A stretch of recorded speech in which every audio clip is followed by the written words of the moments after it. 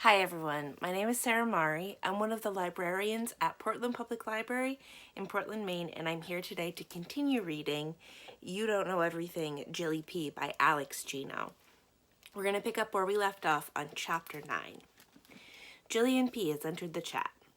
Hi Jillian P, that is great. Butts wanna have fun too. Crypto Junior and Pure Green Oven Girl are here. Pull up a chair or a wheelbarrow if you're a troll and join in. No profound. And worse, Elven Girl is having it out with someone I've never seen in here before. Pure Green Elven Girl. But that's ridiculous. Crypto Journeyer. I'm just saying, if a series is doing well and making people happy, why stop just because you said you were only going to do 3? Jillian P. Hey Elven Girl. Bad. Pure Elven Girl. Pure Green Elven Girl. But it takes away from the purity of the books. Crypto Journeyer. And I can see how you feel about purity. Pure Green Elven Girl. And what are you, a cruel crimson? Pure Green Elven Girl. Hey Jillian. Bad is great. Good one, Elven Girl. Bad is great. Hey Jay. Crypto Journeyer. I don't believe in organized evil any more than I believe in organized good. Pure Green Elven Girl. Oh, you're one of them. Crypto Journeyer. What's that supposed to mean? Bad is great. Don't mind her.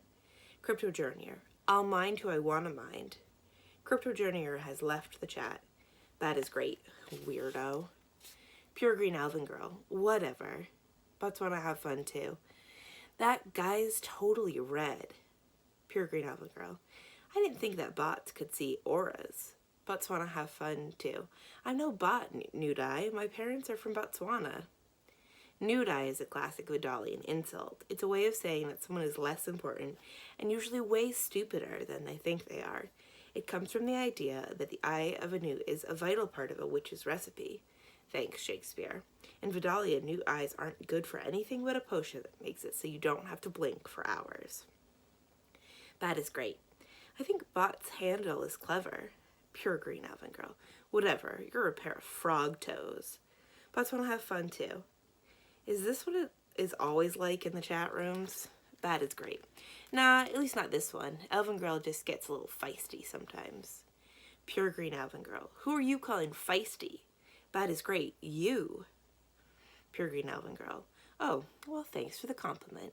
Pure Green Elven Girl files her nails. That is great. What's up with all the fresh blood today? Pure Green Elven Girl. What, now you're a vampire? Vampires aren't welcome in Vidalia. They aren't at all romantic the way they are in some books. They're just souls cursed to never die and to crave the blood that makes them so monstrous. No, that is great. No, it's a saying. Pure Green Elven Girl. I'm just messing with you. That is great. You continue to confuse me. Pure Green Elven Girl. Then I continue to be pleased. Pure Green Elven Girl. Why so quiet, Jay? Jillian P. Just thinking. Pure Green Elven Girl. Thinking about where profound is, I bet. Jillian P. Shut up. Pure Green Elven Girl. It's obvious that you like him. That is great. Leave her alone. Jillian P. I'm gonna go make a snack.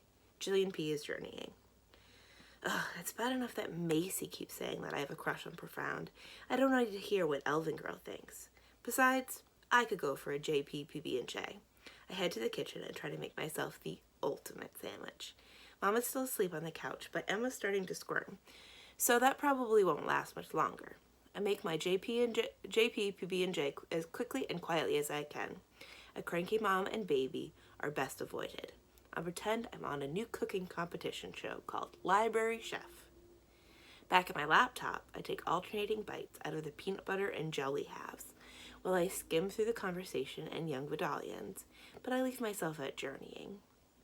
After I'm done, I learn my sign of the day. In fact, I learned 2, turkey and Thanksgiving. Turkey is a fun one that looks like a turkey's dangling throat bits, and we'll be eating it next Thursday on Thanksgiving, which is similar, but instead of shaking your hand at your neck, you bring it to your chest. I switch back to the chat room and scroll up for the line that I wasn't willing to admit that I was really waiting for. Profound in Oaktown has entered the chat. My heart beats way too fast when I read that. His profile picture pops up on the screen when I scroll over his name. It's a picture of the side of his head. I don't know how the side of a person's head can be so attractive, but he pulls it off. I convinced myself to count slowly to 15 so it doesn't look like I was waiting for him to show up. I ended up counting slowly to 10 and then kind of medium fast to 15 once I remember that I scrolled up to read the chat dialogue, so he's already been there. I click on my avatar and return from my journey. Welcome back, Jilly P. We hope you gained wealth and wisdom in your travels. Jilly P. Hey, profound, elven girl, bad. Pure green elven girl. Surprise, surprise, look who's back. Profound in Oaktown. Hey, Jay. That is great. Welcome back, Jay. So, what about you? If you could read Roses and Thorns 6 months early, but you couldn't talk to anyone about it until after it came out, what would you do? Read the final book in the trilogy and know what happens to Gwynella? That would be awesome. Bots want to have fun too. Bad and I say yes. Pure green elven girl. And for once in his life, Profound has some reason in him and says no, like me. Profound in Oaktown. I don't want to read the books if I can't talk about them.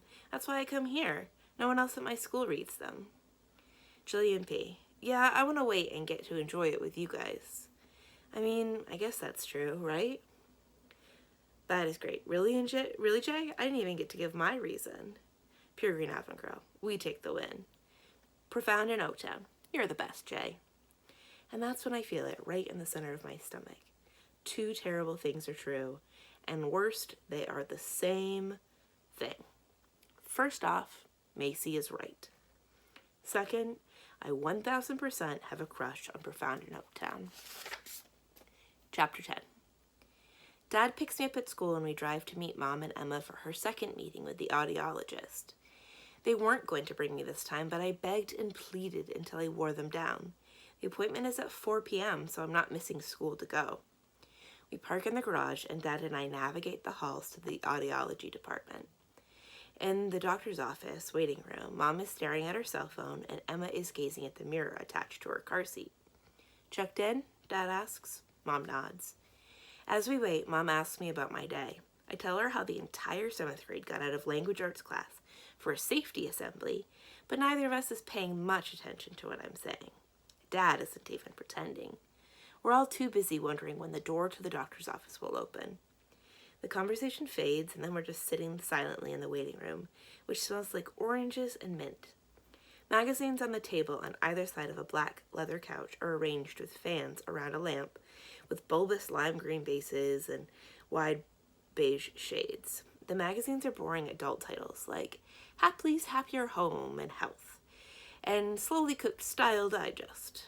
There's a kid's corner with some baby kid toys like blocks and one of those thingamabobs where you move the wooden bead along a curved wire, like an abacus that melted in the sun. I look up at the buzzing fluorescent lights. Over and over, I count the 8 glowing rectangles running in 3 rows between the pockmarked tiles. 3, 2, 3, 3, 2, 3, 3, 2, 3. A woman with a bronze complexion and her hair in tight braids emerges from a door that leads into a long, bright hallway. Emma, she confirms, even though we're the only family here, and we follow her to a small exam room. There's only 2 chairs, so I stand behind Mom and Dad. Dad offers for me to sit on his lap, but I'm too old to do that in public, especially in front of medical professionals. The woman weighs Emma and checks her pulse and then writes down a few things and leaves. The audiologist knocks a few minutes later and enters, with a clipboard in her hand and a pen behind her ear. She's wearing a navy blue sweater under a white lab coat, and a thin necklace of pearls lays at the base of her pale pink neck. She seems to be trying to make herself look older, with her blonde hair pulled back into a tight bun, but there are no wrinkles on her face, not even when she provides a condescending smile. She shakes her hand, and I sniff mine after, and it smells a little like baby powder. You must be Emma's big sister. I'm so glad to finally meet you. She doesn't sound glad so much as she's proud of herself for figuring out who I am. My name is Miss Slapp. Miss Slapp has been talking with us about ways to support Emma, says Mom. You see, the first few years are critical if we're going to help a child make the best use of her ears. That's why it's so very important that we get your baby sister fitted for hearing aids today so that we can get her back onto a normal track as soon as possible. The way that she says normal makes me feel itchy, and the more she speaks, the less I like her. She comforts us by telling us that people with hearing loss aren't mentally challenged, but they need, as she says, intervention to participate in the world. Once we have the hearing aids in her ears for a few weeks, we'll start to get a sense of whether she's a good applicant for a cochlear implant surgery, which could augment her ability to process sound. A cochlear implant, she looks directly at me as she explains, is an amazing device that allows us to get right into the auditory nerves and help them receive the stimuli that they're getting. Miss Lapp gives an uncomfortably wide smile for someone talking about surgery and folds her hands on the table. Today we'll be making a wax mold of your sister's ear so that the tiny hearing aids the technicians make will fit right. It isn't painful, but it is a bit unpleasant. So, Mom and Dad, I might need some support from you in keeping the little one still while the wax sets. Whatever you need, says Dad. Are there any questions that you have, big sister? I only have one question. When did we start learning sign language? And by we, I mean Mom and Dad. I've learned almost 40 signs at this point. Mom shoots me a look as if I've said something horribly rude. Well, it is true that manual communication is one option to consider. Miss Lapp's already angular face draws to a point at her pursed lips. But I would discourage such a course at this time. Why? I asked. You see the fear. Julie, is it? Miss Lapp waits for me to confirm, but I don't feel like correcting her, so it's Mom that says Jillian. Jillian. If you show your sister signs, it may discourage her from using her mouth, tongue, and lips properly. For now, I recommend you avoid using any signs at all. We don't want to confuse her. Unless and until the family decides to go down the road of manual communication, it's best to focus the child's attention on spoken language. I look over Dad, who winces at the word any, but recovers quickly. And Mom's wide eyes look ready to latch onto anything this woman says. My dislike for Miss Lapp is quickly turning into fiery hatred. In fact, it's my recommendation to new parents that you don't encourage the type of hand gestures that we often use with babies, like waving. We want to instill in your sister an understanding that communication comes from the mouth. So instead of waving, you might say hello. She won't hear you, but she'll see your lips move, and in turn, she'll learn to move her lips in response.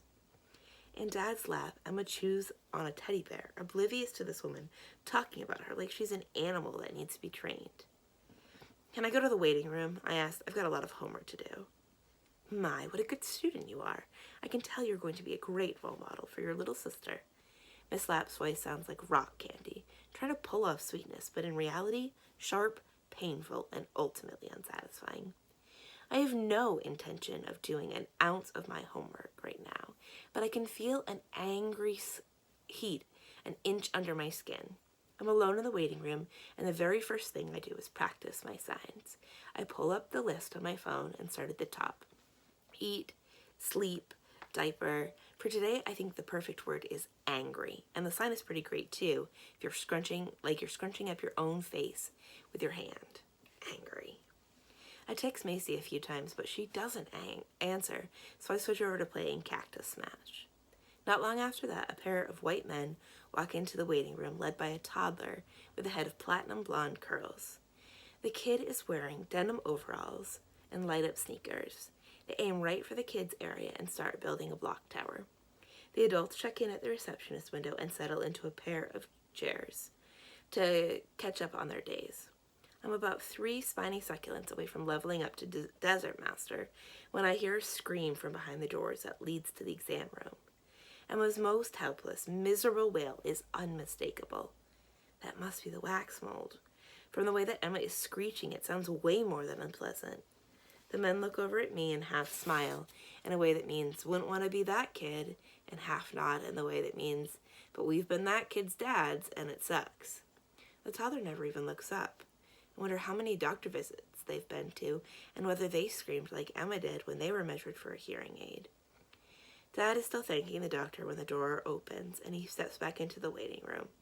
Mom is right behind him with Emma, who isn't shrieking anymore, but she is still crying. Mom's face has a few tears of her own on it. The receptionist waves as we leave. So do the toddler's parents. I wonder what Miss Lapp would think of our waving. Probably that we're setting a bad example. I hold my tongue until we're in the car, but once the doors are closed, I let loose. That was awful. Now, Jillian, be nice, says Dad. Miss Lapp is a professional and an expert. She's been doing this since before you were born.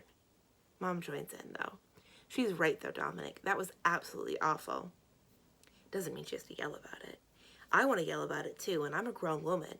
Mom looks at Dad and then looks at me. Dad scratches his neck and opens his mouth a few times before speaking. She is pretty intense. She said we shouldn't wave to Emma. Wave! I wave my hands frantically. That is a bit much, isn't it, says Dad. Can't believe we're even having this conversation. Every baby in the history of babiness has waved with their fat little baby hands. It's even a milestone in Milestones for Your Baby, the dog-eared book that has resided on Mount Coffee Table since Mom announced that she was carrying a very special package. I want my baby to wave at me, Dominic. I do too, said Dad. So what do we do now? Mom breathes deeply. Let's see how Emma takes to the hearing aids. That's it, I say. We're going to try everything we can, says Dad. We just need to keep our ears, you know what I mean. Dad shakes his head as if he can't get rid of what he said that way. But what about signing? Isn't that a thing to try too, I ask? Mom makes a funny noise, somewhere between a sigh and a cry. We just want to make sure that Emma can be part of the hearing world too. Our world. We'll talk about it, says Dad. For tonight, I think we all deserve some pizza. Sound good? I don't have it in me to cook, says Mom. Neither do I. Dad calls Polly's, and we pick up the pie on the way home, and soon we're eating on the couch. Dinner is perhaps the least fun I've ever had eating pizza. No one says anything. We're just sitting there, chewing and staring at nothing in particular until Emma starts to cry. Mom gets up, but can't calm her down. She paces back and forth with Emma in her arms, rocking her from side to side. She won't eat, Mom is nearly whining. Her diaper is clean. She doesn't even have a rash. I just don't know what to do. Here, give me a turn with her and finish your slice. Dad doesn't have any more luck with her than Mom does, so after Mom's done, she tries to feed Emma again. That finally settles her down, although she's still fussy, so she keeps forgetting what she's doing and starts crying again. They're so much easier when they're old enough to tell you what they want, Dad says, slumping onto the couch and half smiling at me. I half smile back, but on the inside I'm still thinking, if you don't let her sign, who knows when that will be? The next night, Mom and I get ready to watch our favorite singing competition show, Belt It Out. For each battle, 2 teams are assigned the same song, and they have to cover it in the musical style of their choice. They can't change the words or the basic beat, but they can adjust the tempo and the style and the instruments however they want. Mom woke up from a nap a few minutes ago, and she still looked kind of tired. She watches the opening number with glazed eyes, but she is in a good mood. She's smiling, and by the end of the song, she's singing along. Feels like our old lives are balanced on a rock, on top of another rock, on top of another rock, on top of a crag, jutting up from the sea, constantly teetering and in fear of falling. Every once in a while, everything is in balance enough to appreciate the view, but you can never forget that every motion is a risk. The big number for today's battle is Landside by Fleetwood Mac, and Chelsea's team has turned it into trance electronica. I don't think it's that good.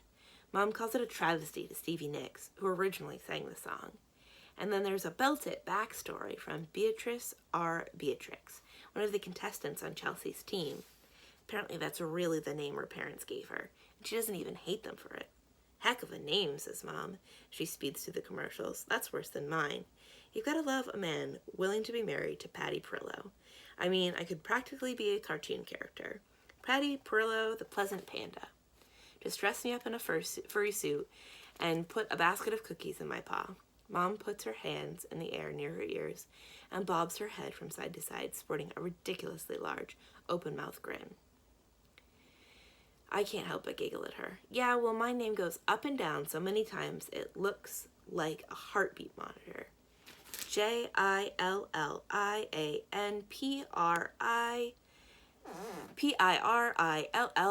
say as I draw my name in the air with my finger. It is a moniker with enough L and I's to bankrupt a small nation. I told your father that when we were naming you. He got off easy.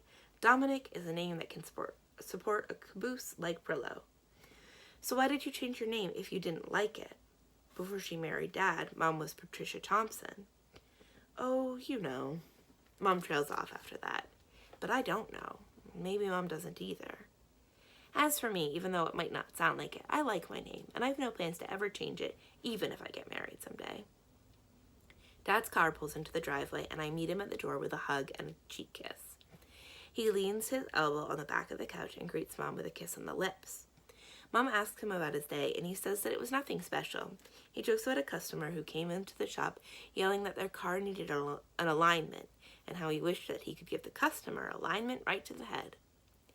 When the show comes back on, it seems that the judges did not like Transelectronica Landslide any more than we did. 3 members of Chelsea's team are going to have to sing their hearts out one last time for a chance to stay in the competition. We see them in the green room with Chelsea, panicking about their performances. I still don't see what's so great about listening to the same songs over and over again. If the teams do it right, it's like listening to completely different songs, Mom says. Sounds dumb to me.